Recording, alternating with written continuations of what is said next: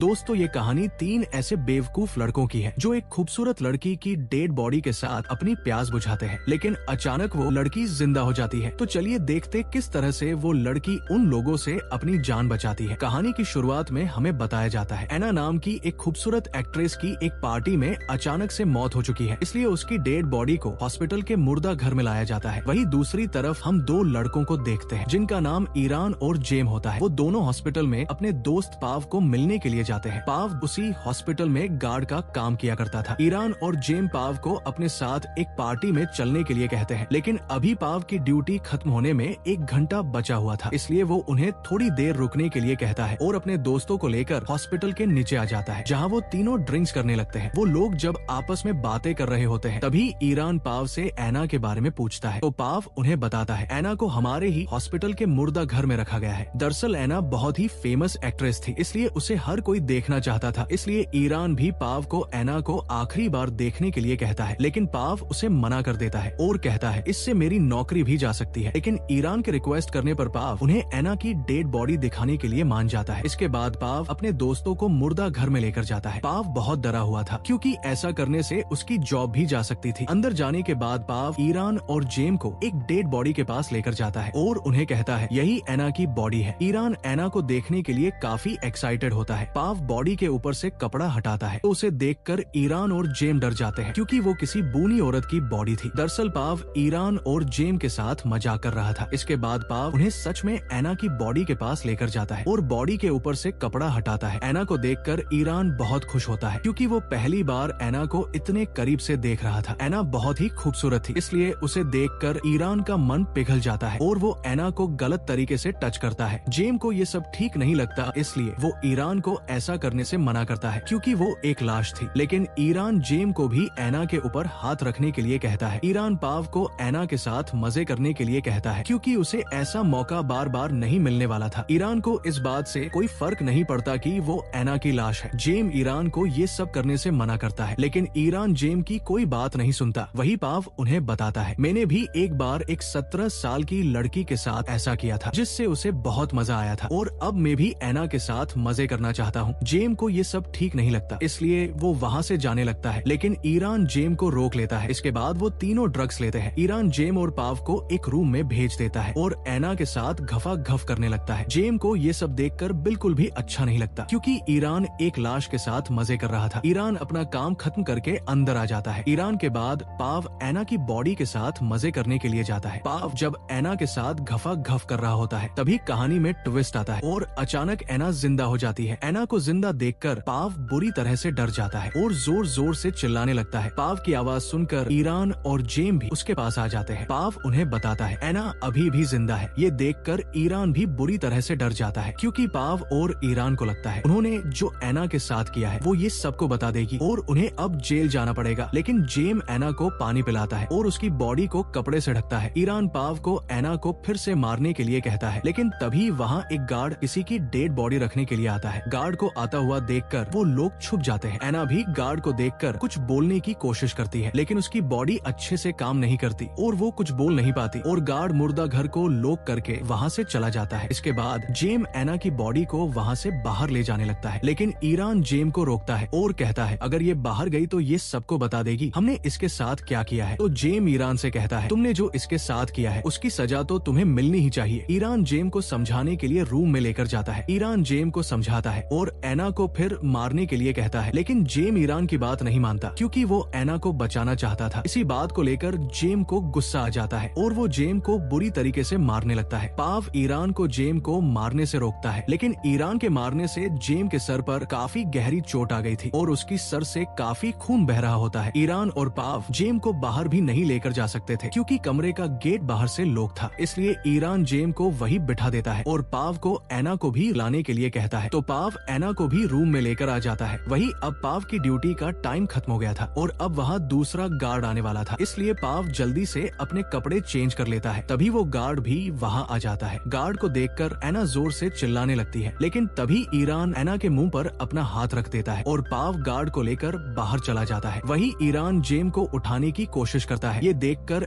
ऐना Iran से कहती है शायद वो मर चुका है। दूसरी तरफ पाव जब वापस आता है तो ईरान पाव को बताता है जे मर चुका है। ये सुनकर पाव बहुत दुखी होता है। ईरान पाव को समझाता है ये सब हमने जानबूझकर नहीं किया है, इसमें हमारी कोई गलती नहीं है। ऐना उन्हें कहती है तुम मुझे यहाँ से बाहर चलो, मैं किसी को कुछ नहीं बताऊंगी। लेकिन ईरान पाव को बाहर लेकर जाता है और उसे कहता है तुम ऐना की बात मत सुनो, हमें बस पुलिस से बचना है, इसलिए हम जेम की बॉडी को कचरे में डाल देंगे और हमें ऐना को भी जान से मारना होगा। लेकिन पाव ये सब करने के लिए तैयार नहीं था। ईरान पाव से कहता है अगर हमने ऐसा नहीं किया तो हमें अपनी पूरी जिंदगी जेल में बितानी पड़ेगी। वही दूसरी तरह ऐना अपनी जान बचाने के लिए खुद को नीचे गिरा लेती है और जेम का फोन निकालकर अपने डेड को कॉल करने लगती है। लेकिन तभी ईरान अंदर आ जाता है और ऐना से फोन छीन कर कॉल कट कर देता है। इसके बाद ईरान और पाव ऐना को दूसरी जगह ले जा रहे होते हैं। तभी जेम के फोन पर किसी का कॉल आता है। दरअसल ये कॉल ऐना के डेड नहीं किया था। ये देखकर ऐना चिल्लाने लगती है, लेकिन पाव ऐना का मुंह बंद कर देता है और ईरान उन्हें रोंग नंबर बोलकर कॉल काट देता है। ऐना के चिल्लाने से ईरान उसके ऊपर बहुत गुस्सा होता है और उसे अंदर ले जाकर मारने लगता है। ईरान ऐना से कहता है तुम एक मरी हुई लाश थी और अब मैं तुम्हें फिर से मारने वाला हूँ। ऐना ईरान से कहती है तुम्हें सजा जरूर मिलेगी। इसके बाद ईरान अपने दोस्त जेम की लाश को ठिकाने लगाने के लिए एक कूड़ेदान लेने के लिए जाता है और पाव को ऐना के हाथ पैर बांधने के लिए कहता है। पाव जब ऐना के हाथ पैर बांध रहा होता है तब ऐना पाव से कहती है ईरान अच्छा आदमी नहीं है, इसलिए तुम्हें उसका साथ नहीं देना चाहिए। अगर तुम ईरान का साथ दोगे तो तुम भी गुनहगार रहोगे। ऐना पाव को बताती है जेम को भी ईरान नहीं मारा है। पाव ऐना से कहता है वो बस एक एक्सीडेंट था, ये सब उसने जानबूझकर नहीं किया है। लेकिन ऐना पाव से कहती है जब तुम गार्ड के साथ बाहर गए थे तब ईरान ने जेम का गला दबाकर उसे मारा था। ऐना की बात सुनकर पाव पूरी तरह से हैरान हो जाता है। ऐना पाव को वहाँ से निकलने के लिए कहती है, लेकिन पाव ऐना के मुंह पर टेप लगाकर उसे चुप कर देता है। इसके बाद पाव जेम का खून साफ करने के लिए चला जाता है। दूसरी तरफ ईरान भी कचरे के डिब्बे को लेकर आ रहा होता है। इसी मौके का फायदा उठाकर ऐना अपनी जान बचाने के लिए बेड से नीचे गिरकर रेंगते हुए बाहर की तरफ जाने लगती है। वही पाव जब खून साफ कर रहा होता है तभी ईरान वहाँ आकर उसे बताता है ऐना भाग गई है। ये देखकर पाव और ईरान ऐना को ढूंढने लगते हैं। वही दूसरी ऐना रेंगते हुए लिफ्ट में पहुँच जाती है और वो वहाँ से निकलने ही वाली होती है। लेकिन तभी ईरान वहाँ आकर लिफ्ट को रोक लेता है और ऐना को रगड़ते हुए फिर से मुर्दा घर में ले आता है। वही पाव ईरान से बात करता है और उसे पूछता है तुमने जेम को क्यों मारा? तो ईरान पाव से कहता है मैंने उसे जानबूझकर नहीं मारा है और मैं उसे मारना नहीं चाहता था। पाव ईरान से कहता है मुझे पता है तुमने उसे जानबूझकर गला दबाकर मारा है। ये सुनकर ईरान पाव के ऊपर गुस्सा करने लगता है और उसे कहता है तुम ऐना की बातों में आ रहे हो। ऐना हम दोनों को लड़ाना चाहती है ताकि उसकी जान बच जाए। इसके बाद ईरान पाव को ऐना को मारने के लिए कहता है और उसे एक कपड़ा देकर उसका गला दबाने के लिए कहता है। लेकिन पाव ऐना को मारना नहीं चाहता था, इसलिए वो कपड़ा ईरान को दे देता है। ये देखकर ईरान जबरदस्ती पाव का हाथ पकड़कर ऐना का मुंह बंद कर देता है। ऐना बहुत देर तक तड़पती है, लेकिन आखिरी में वो फिर से अपना दम तोड़ देती है और एक बार फिर से ऐना की डेड हो जाती है। इसके बाद पाव और ईरान मिलकर ऐना की बॉडी को स्ट्रेचर पर रख देते हैं और जेम की लाश को उठाकर उसे भी कचरे के डिब्बे में डाल देते हैं। ईरान जेम की लाश को ठिकाने लगाने के लिए कचरे की डिब्बे को बाहर लेकर जाता है। ईरान एक सुनसान जगह जाकर जेम की लाश को फेंक देता है। वही दूसरी तरह पाव ऐना की बॉडी को साफ करता है और ऐना की लाश को फिर से मुर्दा घर में रख देता है। पाव जब वहाँ से जाने लगता है, लेकिन वो आखिरी बार ऐना को देखने के लिए जाता है। पाव जब कपड़े को हटाता है तो उसे पता चलता है ऐना